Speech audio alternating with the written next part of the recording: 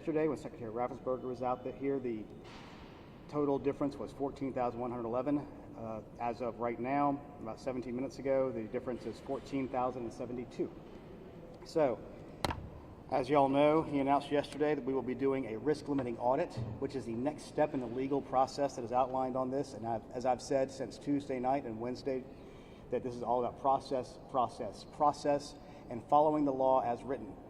Now, risk-limiting audit is something that maybe 12 people on the planet can explain in a way that actually might make sense and that everybody can understand it. It's one of those scientific things where you can use math to get to a confidence level that the outcome of the election is correct as measured through the system that is built out to get the votes in. In this particular case, the decision was made to do the presidential election. The press, and many times, has mischaracterized the rationale behind this as caving to Trump and their campaign. There's nothing to be further from the truth. Because even before the Trump campaign was talking about the possibility of a recount or do some recanvassing, we knew that there was a specific purpose for an audit in the law. And that specific purpose was to instill confidence in the outcome of that election.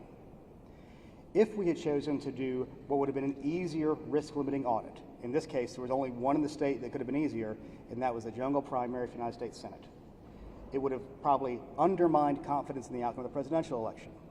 And let me be perfectly clear on this. If it was 14,000 votes the other way, we would be doing the exact same thing. This is very important to understand because right now there's a swath of voters in this state and around the country that'll say those machines cheated, those machines miscounted, somebody hacked them, something happened because there's no way that that guy won, there's no way that guy lost. So understand, when you are really emotionally tied to the outcome, anything you see that feeds your belief is believed by you. That is the rationale. That is the reason we've chosen to do this audit in this time, in this way. This will be the largest hand retallying by an audit in the history of the United States. We understand that. It is a heavy lift. It will be, as I said, when we were talking about the traditional recount, understand these are two separate and apart things. There is an audit and there is a recount. Two separate statutes, two separate sets of rules. So we've chosen to do this audit to instill confidence because, as Emil Moffitt asked a question yesterday, you have been telling us now for over a year that we can trust the counts of these electronic voting machines. And guess what? We stand by that statement because it is the truth. We anticipate this audit will bear that out. And yes, is there a risk involved with doing this? Of course there is. As I've said very plainly and very clearly, human beings are the most flawed part of this process. I guarantee you the numbers will be slightly different. But as a perspective, let me give you some historical data from something that's not exactly the same because it was a recount. In the state of Michigan in 2016, they were doing a manual recount on all hand-marked paper ballots. And the court stopped them partway through. They got through a little over 2 million. And through that, President Trump picked up about 750, Hillary Clinton picked up about 850, so the marginal difference was about 100 out of 2 to 2.5 million votes cast, and those were all hand-marked paper ballots. In this particular situation, we are in a better situation because you usually see changes mainly on hand-marked paper ballots because that's where human beings tend to make mistakes. And in this case, it's only about 25% of our votes, about 1.3 million. So we anticipate there will be some changes. This will also be a logistical issue for especially large counties. So we have hired some outside groups to help with the logistics side, and another outside group which has really designed the procedures and processes we're going to use and given out the instructions, which either, if they're going out either right this minute or they went out earlier. We had our first training call with the counties this morning at 11 a.m. I believe it was about an hour and a half. It went well. Counties have a very good understanding of this. And let's give some of the other outside rules around this. They are to begin tomorrow morning at 9 a.m. and they are to end at midnight on Wednesday the 18th. So it's all the way through Wednesday at midnight, not midnight Wednesday morning, midnight of going from Wednesday to Thursday. So they have that amount of time. We have figured out the amount of the amount of auditing teams they need, and these will be auditors. And I know there'll be questions about this. If you want to be an auditor, you must be a state of Georgia resident, and then you have to contact the county. If you want to be an observer, you can contact either your local party if they are organized, and if there is no local organized party in your county, you can contact your state party to be an observer. This will be open to the public. There will be observers from both parties. And one other key distinction, as the audit teams are going through the ballots and making their stacks, and they're going to do the thing where they do their stacks, and if there is a ballot they're looking at and they cannot discern the voter's intent, it will be handed to an adjudication team. They'll be made up of both Republicans and Democrats to make the decision as to what that voter's intent was. So that there will be a re-adjudication of those ballots. Now, we do not anticipate a high number of those because there were not a lot statewide, and the vast majority of the ones on the hand-marked paper ballots that needed to be adjudicated, mainly for overvotes, was in the United States Senate contest. In the United States President's contest, there were very few where there seemed to be any issues. Either people knew who they were voting for or they didn't. Now, a few other things to talk about numbers, and this goes back towards the misinformation, disinformation situation we see both in Georgia and across the country. There are about 24,000 people who just chose to skip the presidential race. That is not surprising. In fact, it's a very low percent, lower than we anticipated. People are talking about a differential between Biden-only votes or Trump votes, and then the difference between the Senate. If you go county by county, you see different differentials. As in Fulton County, as one example, there were, I believe, 9,000 more voters for Senator Perdue than there were for the president.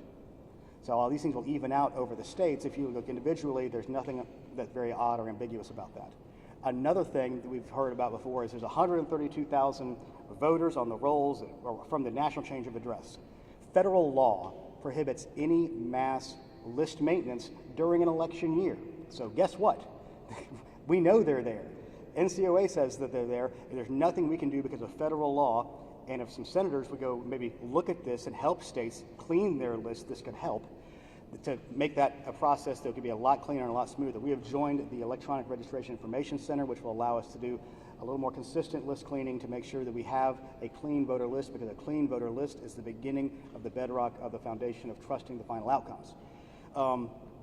I know that there's many other bits of misinformation out there talking about flipping votes and changing votes, and I'll say this again, the hammer and scorecard that I was quoting when I talked about this before, Chris Krebs, who is the director of the Cybersecurity and Infrastructure Security Agency under Homeland Security, hammer and scorecard, this is him talking, not Gabe talking, is nonsense and a hoax.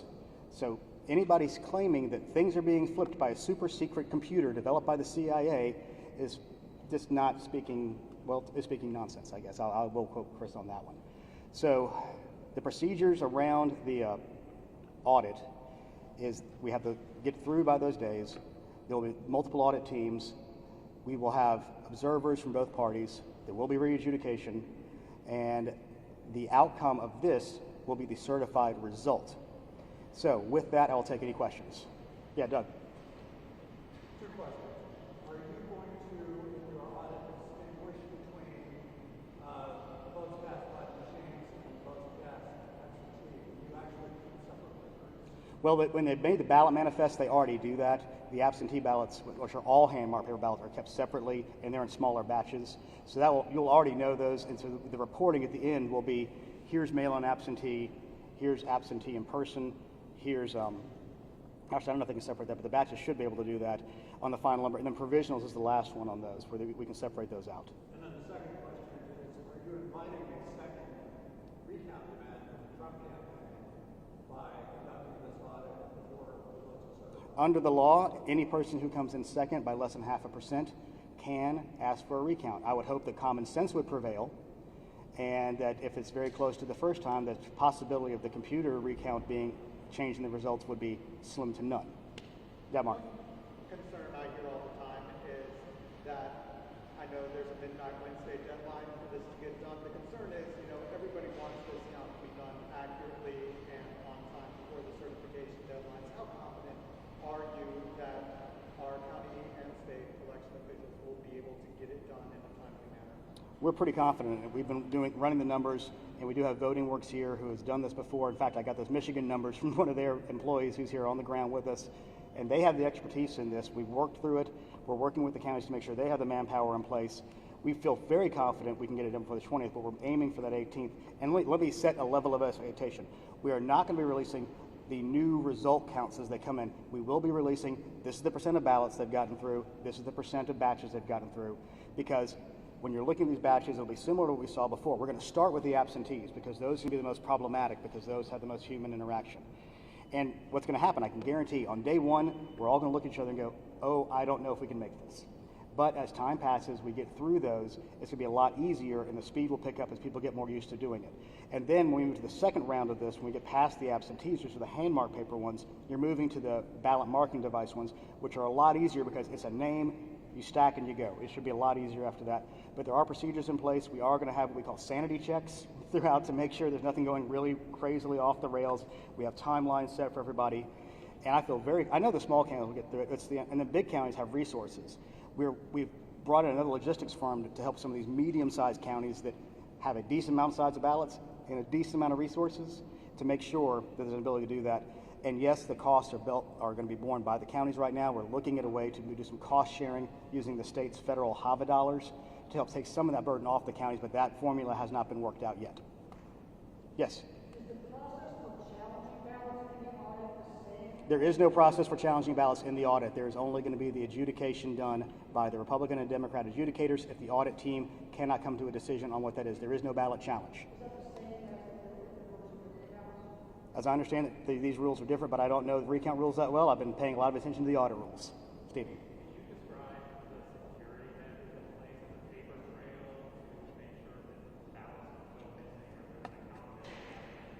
Everything of these things have to be sealed. There are sealed numbers to look at. Even when they're doing the ballot checks themselves, when they bring in every person who is moving ballots will not be an auditor. There'll be people whose specific jobs are these things. When the auditors get that, they will have a ballot tally sheet, and on that they will say, box sealed, and there's a record of the box being sealed before, and they will reseal the box on the way back out. The only outside difference on that one is if anything goes to adjudication, which would include if there's a qualified write-in presidential, if there's a blank ballot, if there's an adjudicated ballot, those will go to the adjudication teams, but they will be kept in a separate envelope that will be tied back to that original box of ballots so they can be married together again after the adjudication is done. But all of this is documented, all of this is put down on those tally sheets, and all these are tracked back to a master log of the ballot manifest. Yes, sir. The claims of fraud that have been brought up are double voting, deceased people voting. There's been claims of this Dominion software flipping votes. Will the audit be able to identify and weed out any of those issues? No, this is a audit of the ballots that came through legally. It's going to have to be a post-election situation to look for individuals who may have violated the law and voted, double voted, and if anybody has cast a ballot for a dead person, that's a violation of the law. However, in Georgia, the state constitution requires that there's a privacy of the ballot, so there's no way to tie an individual ballot back to an individual human being. Because if there was a way to do that, that could lead to vote buying, which is why you can't take a picture of the ballot inside the voting booth until you can take that to get paid by whomever wants to pay you. Anybody else? Mark, again. I'm going to get you a better mask next year so you have to go through all this. So my understanding is this audit, you aren't comparing specific ballots to specific votes recorded previously. We're just starting over with a new count. We're starting over with a new count. In some counties, the batches match the ballot boxes. In some counties, they don't, which actually is a good thing as a verification because they're not aiming at a target. They're not saying, oh my gosh, we're off on this. It's going to be a cleaner way to get to a final result. And the main thing we're trying to do is show that the equipment scanned the ballots properly. And the counts we got were the right counts. And the ballots we have are the backup trail to that. So is it going to change some? As I have said in every conference, when this has come up, yes, the outcome will change slightly at the end more than likely, at least the final numbers. If we see something along the lines of 14 or 15,000, we have bigger issues to worry about that the machines probably didn't count themselves right. So that's a very important distinction of this. The point of the audit is to show the machines counted the ballots fairly. And what we have said from the beginning, every single day, we want to get it right. We want to make sure this is accurate, and we want to give those people who believe that there is something flipping a ballot from a Dominion system, it's not happening. And this is the reason and rationale for an audit to begin with. Yes, sir. Yeah, you can ask me about the elephant in the room, the Secretary of State. So the Secretary of State, we understand his wife may have tested positive for COVID-19. Is that correct? And is the Secretary of State in quarantine? And what about you? I'm not going to speak to the health concerns of family members of anybody either elected or on our staff right now. I'll leave them to speak for that for themselves. I'm probably going to get tested, but I'm not going to say, well, I'm going to go get tested. It's not my place to confirm at this conference. I'm talking about the voting election. If that's the case, then no, we'll not impact. We have a wide staff, we have outside consultants here, and let's remember something. The work of this recount is being done at the county level. That is where the boots on the ground are. And as the secretary pointed out yesterday, the men and women who stood behind him at that conference where he made this announcement, they are the ones who are having to do the real work. They have to get up, they have to staff, they have to train, they have to make sure people are there, they have to make sure they have the 6x10 tables ready to go. They have to make sure they get the notices out. Another thing we're asking them to do is, if they can, please stream this thing live so people can see the process as it happens. We are working every day to be as transparent as we can.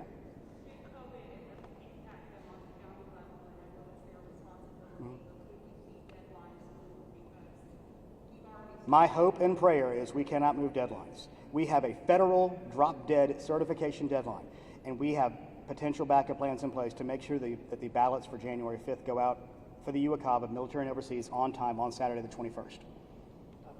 I'll get Doug this one. Will the folks who are auditing the votes coming out of the vending machines be able to not only eyeball the bubbles on one side, but also rescan the QR code? There's no need to rescan QR codes because you're looking at the name. The word Donald Trump is there. The word Joe Biden is there. The word Joe Jorgensen is there. That is what they are stacking. They're not looking at bubbles or anything on that on the ballot marking device created ballots. Well, the whole point is, if you count it out and it comes out about the same, that kind of speaks for itself. That's the whole point of the audit. Yeah, Mark. Just going back to yesterday and starting this full statewide audit, to accomplish that, did you set the risk limit to 0? And if so, why? There's two ways to do this. If you go back and listen to the individual, what's the good word to say, academics who discovered this, because this is math. You discover math, you don't invent math. They basically said, if you get to a point where you're pulling 10 to 15% of the ballots, you need to go ahead and move to a full hand retally. They have said that on the record as late as last week. You can check with Monica Childers from Voting Works, who knows about these things much more specifically than I do. We could have set it at 0. It would have gotten it. I mean, let's give some perspective. If you set it at 10%, we would have had to pull nearly 1.5 million ballots. If you set it at 5%, you'd had to pull 2.5 million ballots. It is just functionally and logistically easier to go, I'm going to do every single batch, then pull number 17 from batch 37 and do that all around the county and try to keep up with all those things. This is functionally an easier thing to do, even though it may not sound like it. It is a lot easier to do. If we want to, we can set it to 0 and it will absolutely get us there.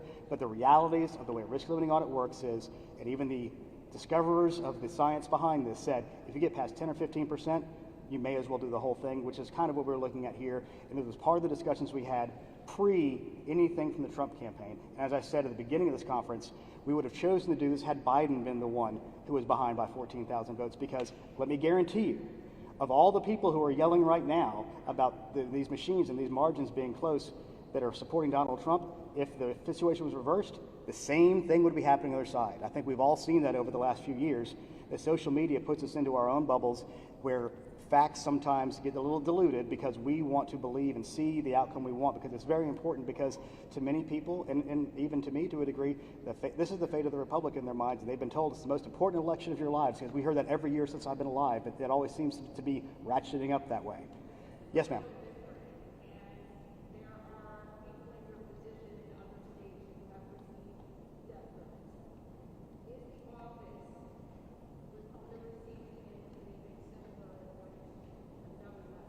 In an abundance of caution, we will always make sure that our office and our employees are secure.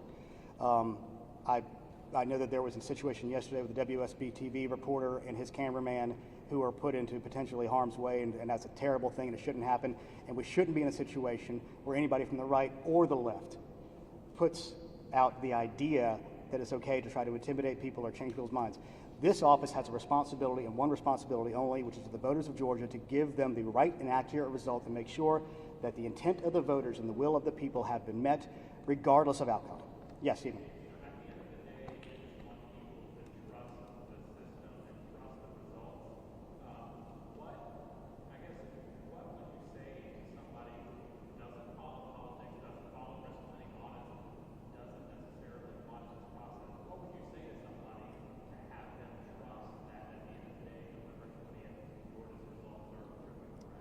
It's going to be difficult, if anybody doesn't follow anything, to convince them. But we've got a lot of safeguards in place. We have a lot of processes in place. There's security. And all cybersecurity, which is one of the things we're talking about here, begins with physical security. To get into our voter registration system, you have to have a unique user ID, a unique password. You have to go through multi-factor. We have the poll pads come in that get that data to check people in. Our BMDs and our scanners never touch the internet. The election management systems that are used to do the final tally never touch the internet. They're all air-gapped. We have, for our voter registration system, we have an Albert sensor. We have partnerships with Department of Homeland Security. We have our own outside vendors to go in and look at penetration testing and make sure there's nothing happening and look for bad actors and look for bots. It's always changing every day. This office spends a heck of a lot of time on making sure that the equipment involved is secure. We spend a heck of a lot of time with the counties training people. The decentralized nature of votes in Georgia is a security measure in and of itself. There's 159 counties. There's not a single target. Now, one of the situations we're worried about going forward in the January 5 election is that we've gone from 50 state targets to 1. So we fully anticipate that the potential threat level in the state will increase. And while I'm at it, there's another thing we need to talk about that is going back to the nature of our law when it comes to registration. I know there's been discussion about people coming in from out of state, Andrew Yang being the most famous, to come and help Georgia see the light and do the right thing. I want to remind everybody, in order to have the ability to register to vote in Georgia, you have to be a Georgia resident, which means you have to believe you're staying in Georgia. You can't be a canvasser for Bloomberg. You can't be a canvasser for the Koch brothers and decide, hey, I'm going to vote here while I'm here. If you do that and you leave, the Attorney General office reminded us of this yesterday. They put it online. It is a felony that is charged up to 10 years and I think a $100,000 fine. Let me be clear about this. If you want to move to Georgia and be part of the #1 state in America to do business, we are happy to have you. It's great to have you come in. But if you were here for the sole sake of politics, if you voted for Senate in one state and move here to another state, I know that's another thing that could potentially go before the courts because you've already cast a vote for a body that's going to be seated in January. Don't game our system. The Secretary of State's office will stand with the Attorney General's office and local DAs if you are gaming our system. Come here, campaign, go door to door. It's your First Amendment right, but don't try to game our system. Are you aware of any counties getting a head start on the audit today? No. I think they're going through training. They're going to read, like I say, the final instructions just went out, so it'd be difficult. We've given them a lot of things they have to print. This is a very open process. There's very large signage so they can see what's going on. We know there's going to be observers. We know there's interest. Everybody needs a little bit of time to make sure that they need to make sure the observer's there. They need to follow the rules on this stuff. And I feel confident that our counties who have executed everything so well since June, and frankly, 95% of them did it great in June. We had a few, I'll remind everybody again, we had 70% of the issues in June were in one county. And we saw some issues with them. Like I said, I had to go after the Georgia game to State Farm myself because they uploaded their results without doing the reconciliation. It's silly things like this that undermine confidence, which is why you have to follow the processes and procedures we lay down. It's boring, it's tedious, but it is vitally important. Yeah, Doug. You said that human beings basically are the weak link here. Mm-hmm. How do you prevent the folks who are doing the hand count from becoming the weak link? Oh, no, they're going to be the weak link. There's no way to prevent it necessarily. All you can do is try to mitigate it by doing them in batches, by keeping the sanity checks in as we go to make sure that things are looking relatively normal. That's how we're going to be able to look for those kind of things. But if there's something that's way wackadoo out of place, we will try to address that as it comes. Like I said, they're going to make mistakes. They're going to make more mistakes than computers. But there are people out there that just fundamentally will not believe the outcome unless they say, I don't trust those computers, so I need a human being to have looked at that to make sure it was right. Yeah. That's a hypothetical I'm not willing to entertain just yet. All right. Anybody else? Yes. Oh.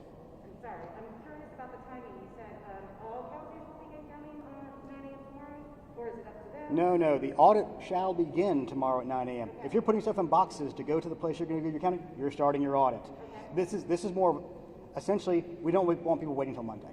We want them to get the show on the road because we're burning daylight every hour. Audit and recount.